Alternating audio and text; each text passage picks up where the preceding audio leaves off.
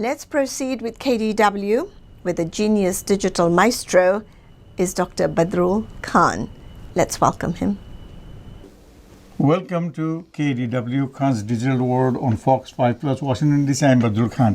Today is a special show. We are in the field of education technology.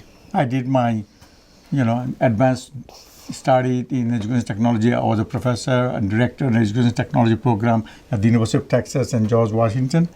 And very few from our part of the world, especially South Asia, who have studied this field.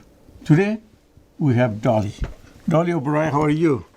And nice she's to meet you. Our neighbor. She lives in Maryland. We live in Virginia. And she also had advanced degree in education technology. She went to Harvard and got her master's in education technology. So I thought it would be nice to introduce this woman, leader, innovator, entrepreneur to our community, the communities of South Asia and greater Washington, D.C. area, all the ethnic groups that have been trying hard to do things and making a difference in American life. So Dolly, how you started with this idea of using your academic excellence from Harvard and introducing it to the world and making it happen, and your company has been very well known around here. Please talk to us and tell the world. So, Badrul, first of all, thank you so much for having me. I have a passion for education. I was raised by a mother who came as a refugee from Pakistan and started schools for refugee children in Delhi, and I worked for her. So when I was teaching at a very young age, and I was in my early 20s, I realized no matter how much teaching I did, the children were just not connecting all the dots. And so I said to her that I think we should bring computers to our country. And this is 1984, and my mother asked me only one question: have you seen a computer? And I said no, but I'm going to travel the world and find them.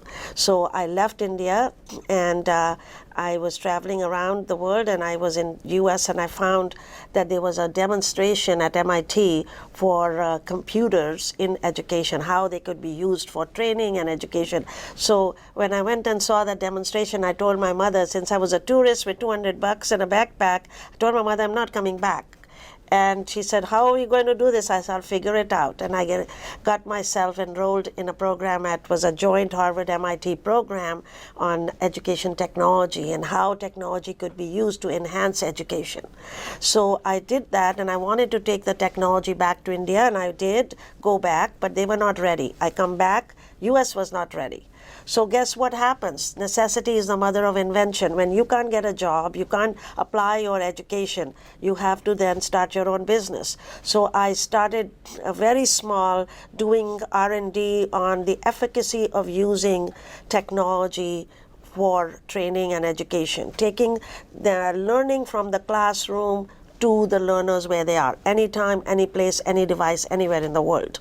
So that's the genesis of my company, and since then we have expanded not only from K through 12 to higher education, where we've taken degree programs online, but also for the military, for Department of Homeland Security, for utilities. We are using all sorts of learning techniques, tools, and technologies to improve human performance. Well said. I'm so excited, folks, that my passion and profession is e-learning, and my life is not boring. So she has the passion, and now she's making a difference in the lives of many, not including only the clients like defense or NATO or other nations, their organizations, but she also has this in her mind to help those who don't have, especially people in India and other countries, and she's helping.